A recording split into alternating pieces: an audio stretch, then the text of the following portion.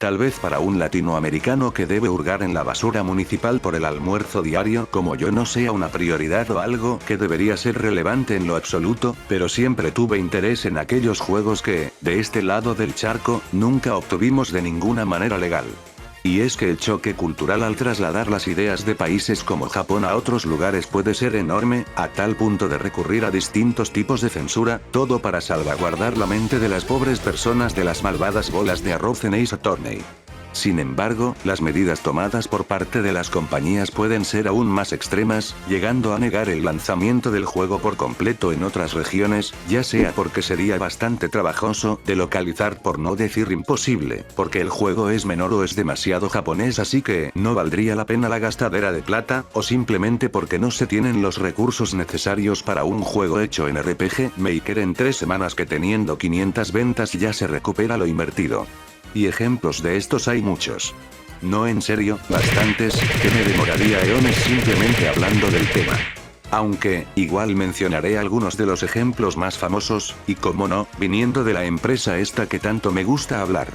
El más conocido es obviamente Mote 3, no siendo localizado debido a los temas tanto políticos como culturales que trata, así como que es un juego de nicho con algunos problemas legales que sería complicado localizar, o si no pregúntense por qué Earthbound demoró tanto en ser relanzado e incluso a un mayor precio comparado con otros juegos de la consola virtual. Otro de estos es el Captain Rainbow para Wii, el cual tiene un humor exageradamente japonés, que desentonaba con el aire familiar y casual que Nintendo quería dar de este lado del mundo, además de tener personajes de juegos que, en ese tiempo, tampoco salieron del país, como Takamaru o Lip.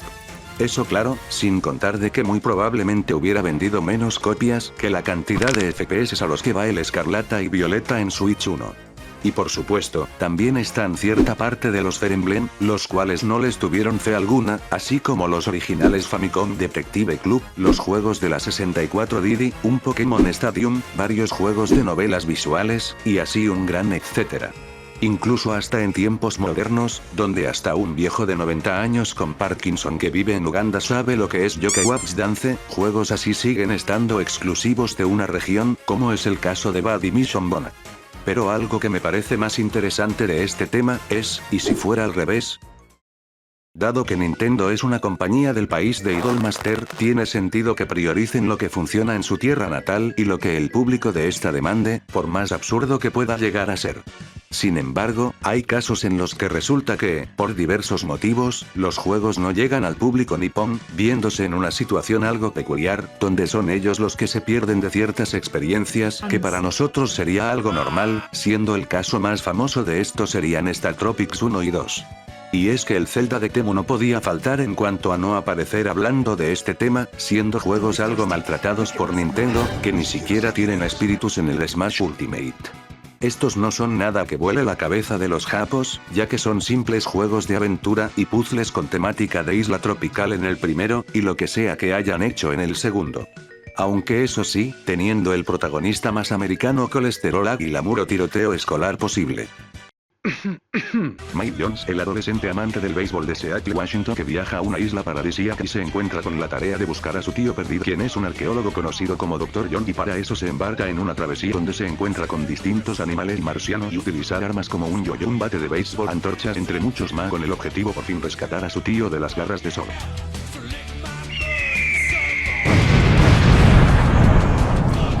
En efecto, es la trama de película más gringa ochentera, blockbuster de la historia de los videojuegos, solo superada por el juego de Sox the Cat. Además de tener un montón de referencias a la cultura americana e incluso la forma en la que los NPCs hablan con los mismos modismos y jergas que en Estados Unidos. Esto es bastante extraño, ya que, como es bien sabido, la Gran N es una compañía de la Tierra donde se estrenaron Fatman y Little Boy, por lo que resulta chocante dedicarle no solo uno, sino 2 juegos al mercado occidental. Y la verdad es que ese fue el objetivo del juego, o al menos lo que se da a entender.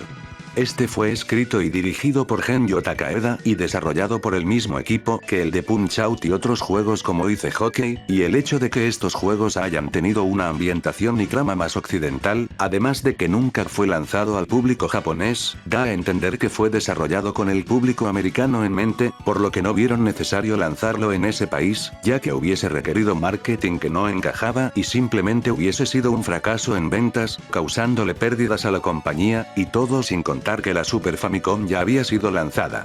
Como resultado, el hijo no deseado entre Indiana Jones y Volver al Futuro se quedó en la tierra de la obesidad, a tal punto de que no ha sido relanzado ni en consola virtual ni en el servicio de Nintendo Switch Online en Japón, y es una de las pocas IPs de Nintendo que no están en lo absoluto en Super Smash Bros. Ultimate. Aunque bueno, eso de dejar relanzamientos fuera de las regiones donde no fueron lanzadas originalmente no es algo nuevo, aunque sí hubieron excepciones a esto, y Star Tropics no fue una de estas. Una lástima para los japoneses, que no podrán disfrutar de la Isla Miracola.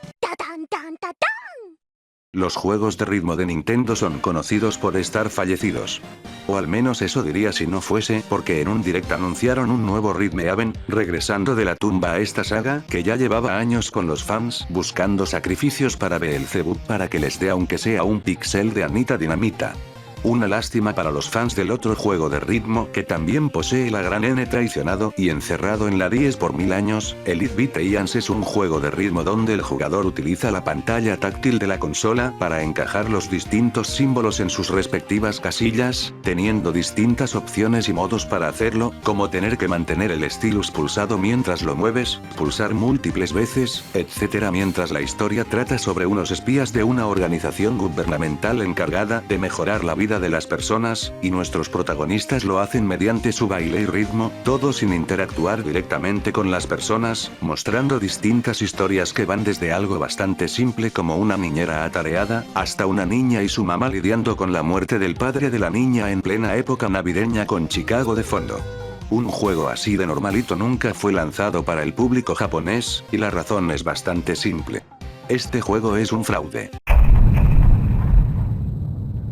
Elite Beat Alliance es en realidad la versión americana del videojuego Ōsuka Takae Ouendan, el cual es la misma vaina en cuanto a de qué trata el juego se refiere, solo que con personajes y ambientación distintos, además de tener diferente música y, por ende, niveles. La cosa es que este juego era bastante popular entre los juegos importados, tanto que Inis, la casa desarrolladora, y Nintendo planearon lanzarlo por estos lares, pero el problema es que el juego era bastante japonés.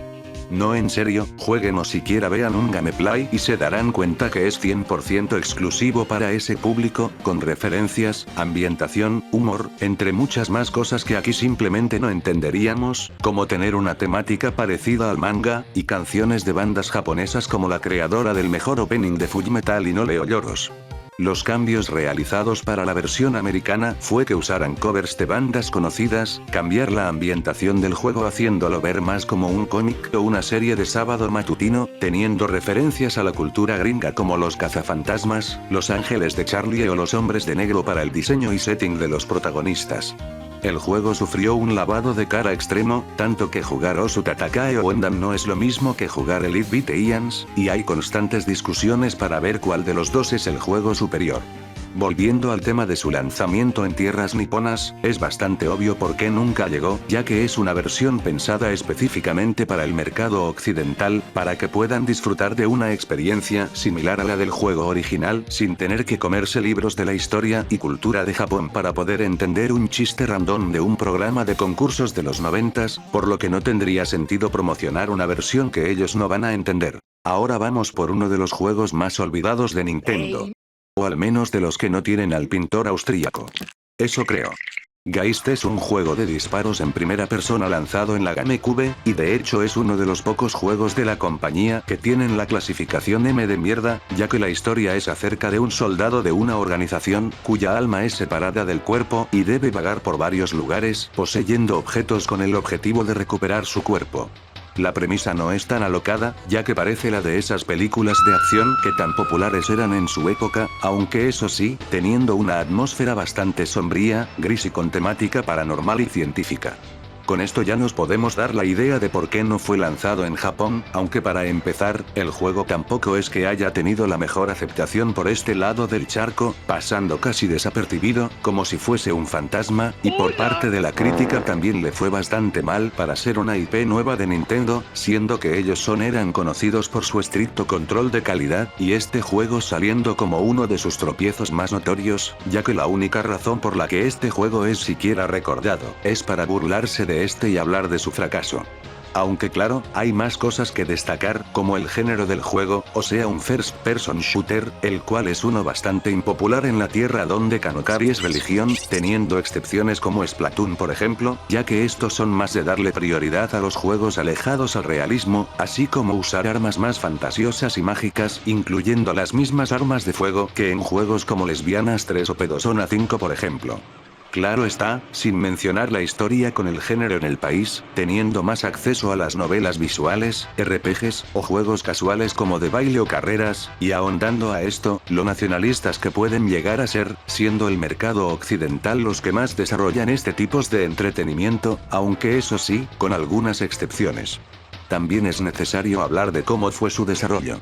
N-Space estaba trabajando en un título con nombre provisional FEAR en el año 2002, en donde controlaríamos a un hombre invisible, para que luego fuese cambiado a ser uno con fantasmas, ya que, la casa desarrolladora se enteró de que Nintendo estaba buscando un título de disparos que se sienta único y detergente, además de que a Miyamoto le gustaba la idea. La vaina es que, tiempo después, Nintendo se enteraría del prototipo, dando paso a que ambas compañías trabajen mano a mano para desarrollar un título para la flamante GameCube, ya que Nintendo estaba jalándose los pelos por videojuegos maduros para quitarse el estigma de ser una compañía que tenía el mismo público objetivo de las burras de colores, pero sin los gordos de 40 años. Al final el juego resultó ser el shooter más mediocre que se pudo haber sacado en esa época, con controles frustrantes, una inteligencia artificial que hasta a Elon Musk le daría vergüenza tener, y una mecánica que no fue explotada en su totalidad, caso contrario al otro juego de calificación M, de Nintendo del cual sí es hablado y recordado, Eternal Darkness, el cual, si bien tampoco fue el super éxito de ventas esperado, llegó a ser un juego de culto y con un buen recibimiento tanto de la crítica como de los fanáticos por su forma de contar la historia en épocas distintas, y la mecánica de la sanidad que rompía la cuarta pared, algo más interesante que poseer duchas y fusibles. Pero hey, Nintendo ha estado lanzando cada cagada con tal de no sacar los juegos de Pokémon para el Switch Online, así que lo mejor para el japonés, que es incapaz de conciliar el sueño debido a que nunca pudo jugar Geist, eso significa esperanza. Y es que, la esperanza es lo último que se pierde, a menos que estés entre las 14 personas que jugaron estas dos porongas y estés rogando para que les hagan un remake. Beyond Kid y Kid Icarus of Myths and Monsters son dos juegos de la Game Boy que no tienen un trasfondo tan interesante, así que decidí agruparlos a ambos. El primero es un juego de la misma línea que el Beyond Feed de NES, pero enfocado más en el side-scrolling así como el modo de Beyond Trip del juego anteriormente mencionado, y además teniendo una historia con un objetivo a completar, el cual es recuperar al hermano de la protagonista, que salió volando luego de agarrarme los globos, de agarrar unos globos, algo que difiere totalmente del primer juego, el cual era básicamente de recolectar la mayor cantidad de puntos. Y sí, esta historia es bastante simple e inofensiva, no tiene nada de raro, salvo el título de la ciudad a lo mejor, pero no fue lanzado en Japón sino hasta que sacaron una versión basada en la serie esa que le gusta a las desarrolladoras de pibes para la Famicom, y luego un remaster para la Game Boy Color, por fin haciendo lo que Oveja nunca hizo, pisar Japón. En fin.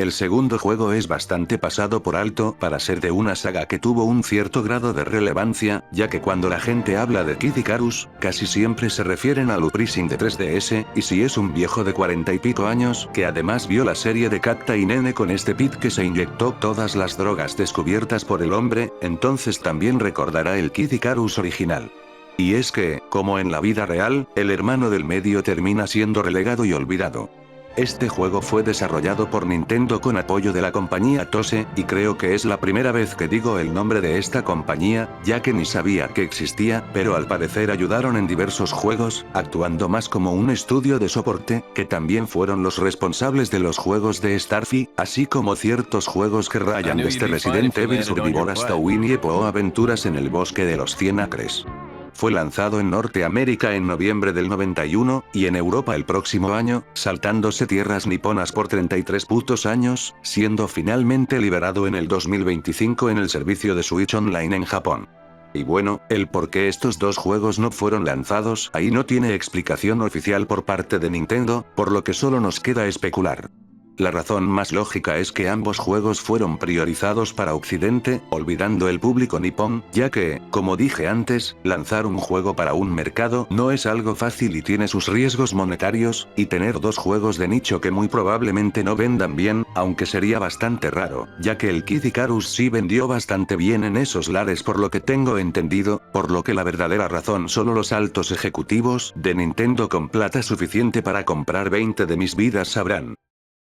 Si son de mi generación 2000era, sabrán lo que fue crecer con una de estas. A pesar de que tuviera el mismo puñetero juego repetido 500 veces, era lo que se tenía para pasar el rato, o dar como regalo a alguien en un cumpleaños, ya que eran baratas y portátiles, además de que con la mente de un niño hasta un pericote muerto puede dar horas de diversión. Estos se caracterizaban por tener distintas variantes del mismo juego, o sea Tetris, y usar los bloques de distintos modos. Es algo que no es reciente, ya que desde la creación de este mítico juego los desarrolladores han ido jugando para ver qué más se puede hacer con la fórmula ganadora, teniendo como ejemplos destacables a Puyo Pop y Panel de Pon. Pues, imagina vivir en Japón, llegar a tu casa luego de una jornada de explotación laboral para terminar de animar el anime donde reencarnan en el sostén de una tipa, y decir: ojalá jugar Panel de Pon, pero chucha, como que le falta algo, ya sé, quiero jugar con Kabu. Ojalá vivir en Bolivia ya que a ellos sí les llegó el juego de Kirby's Avalanche para la Super Nintendo, donde me permiten hacer eso. Y es que estos tres juegos son bastante similares, por lo que decidí juntarlos, siendo estos Kirby's Avalanche, Tetris Attack y Pokémon Puzzle League. Los dos últimos son reskins del videojuego Panel de Pon para la Super Famicom, mientras del primero es uno de Puyo Pop o Puyo Puyo, un juego de los 90s. Hablando del primero, el cual no solo muestra a Kirby más agresivo de lo habitual, y cómo no hacerlo con una propaganda donde lo ponían como venezolano de la esquina promedio, sino también que presentaba el gameplay del Puyo Puyo, pero con los personajes de Kirby, pudiendo hacer cadenas con los slimes estos, cuando se juntan 4 y mandando bloques al lado oponente, teniendo como objetivo que este se vea rebasado por los bloques y no pueda continuar. La verdad es bastante adictivo, aunque tengo la sospecha de que la Pua hace trampa, eso o solo soy malísimo, en cualquier caso el juego no fue lanzado en Japón sino hasta inicios de los 2000s, compartiendo un destino similar con Pokémon Puzzle League. Este último tomaría prestada la fórmula de Panel de Pon, adaptándolo al anime de Pokémon y expandiendo en los modos de juego. De hecho, hicieron un buen trabajo adaptando el juego, ya que crearon escenas del anime específicamente para este juego, además de traer las voces originales, para hacer sentir al jugador como si estuviera dentro de un capítulo clásico del anime de Pokémon. En cuanto al gameplay, pues es Panel de Pon, pero en vez de hadas ahora te enfrentas a los líderes de gimnasio, y tienes que escoger entre 3 de tus Pokémon para que te acompañen, además de tener otros modos como uno de práctica o uno en 3D, así como unos modos contrarreloj o uno donde te tienes que enfrentar al equipo Rocket, recreando escenas del anime en gloriosos 144p. Este no fue lanzado en Japón hasta el día de hoy, pero sí una versión para la Game Boy Color llamada Pokémon Puzzle Challenge, que es exclusivo de la Tierra del Sol naciente. Hay el último de los juegos es Tetris Attack, el cual es literalmente Panel de Pon, solo que con skin de Yoshi, y aquí no hay ningún añadido extra ni nada, solo cambiaron las hadas por personajes de Yoshi. No salió en Japón porque ellos ya tenían la original. No hay mucho de interesante que decir sobre este juego, así que les dejo este Yoshi bailando.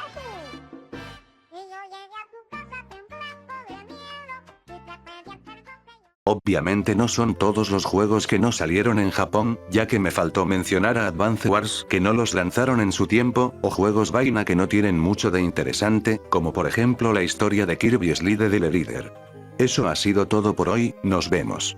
Soy fan de Epstein, carnal, no soy fan de Curis, carnal. perra mamada. Es que algo me dice Japón es cagada. Puro están en Japón, quítate a la verga. Aquí en México a las mujeres se las respeta. No seas un pinche adicto al porno. Este fue un mensaje de la Fundación Japón es cagada.